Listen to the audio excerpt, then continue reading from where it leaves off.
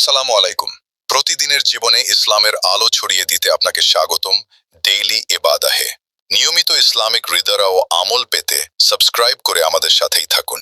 প্রিয় দর্শক, আজ আমরা রিয়াদুস সলেহিন গ্রন্থের 18 নম্বর হাদিসটি নিয়ে কথা বলবো।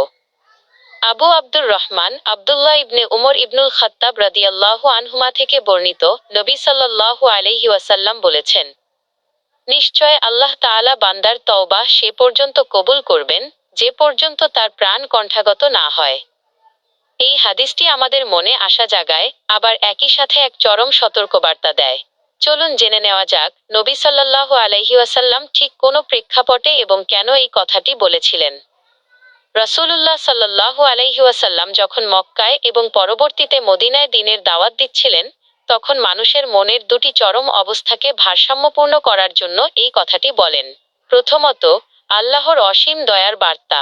জাহেলিয়াত বা অন্ধকারের যুগে মানুষ প্রতিনিয়ত পাপ করত। ইসলাম গ্রহণের পরও অনেকের মনে সংশয় জাগত, আমি জীবনে এত পাপ করেছি, আল্লাহ কি আমাকে ক্ষমা করবেন? রাসূলুল্লাহ সাল্লাল্লাহু আলাইহি ওয়াসাল্লাম এই হাদিসের মাধ্যমে আশ্বস্ত করেছেন যে, মানুষের পাপ যত বড়ই হোক না কেন, আল্লাহর দয়ার সাগর তার চেয়েও অনেক বড়। মৃত্যুর আগ মুহূর্ত পর্যন্ত তওবার দরজা খোলা থাকে।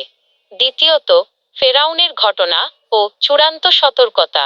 এই হাদিসের সরাসরি সম্পর্ক রয়েছে পবিত্র কুরআনে বর্ণিত ফেরাউনের শেষ পরিণতির সাথে। ফেরাউন সারা জীবন নিজেকে খোদা দাবি করেছিল এবং অহংকার করেছিল।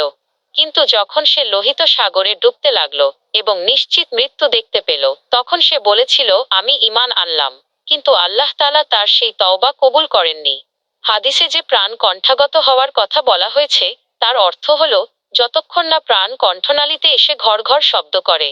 অর্থাৎ যখন একজন মানুষ নিশ্চিতভাবে বুঝতে পারে সে মারা যাচ্ছে এবং তার সামনে পরকালের ফেরেশতারা হাজির হয়ে যায়, তখন আর তওবা কবুল হয় না।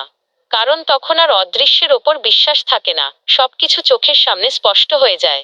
এই হাদিসটি থেকে আমাদের জীবনের জন্য দুটি অত্যন্ত গুরুত্বপূর্ণ শিক্ষা রয়েছে। হতাশ না হওয়া। আপনি জীবনে যত ভুলই করে থাকুন না কেন, আজই, এখনই আল্লাহর কাছে ফিরে আসুন।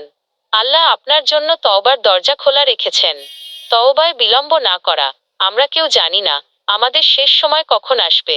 হঠাৎ দুর্ঘটনা বা হার্ট অ্যাটাকে প্রাণ কণ্ঠাগত হওয়ার সুযোগও নাও মিলতে পারে। তাই বয়স হলে তওবা করব, এই ধোঁকায় পড়া যাবে না। আল্লাহ সুবহানাহু ওয়া তাআলা আমাদের সবাইকে মৃত্যু আসার আগেই খাঁটি তওবা করার তৌফিক দান করুন। ধন্যবাদ সবাইকে। আসসালামু আলাইকুম ওয়া রাহমাতুল্লাহি ওয়া বারাকাতুহু।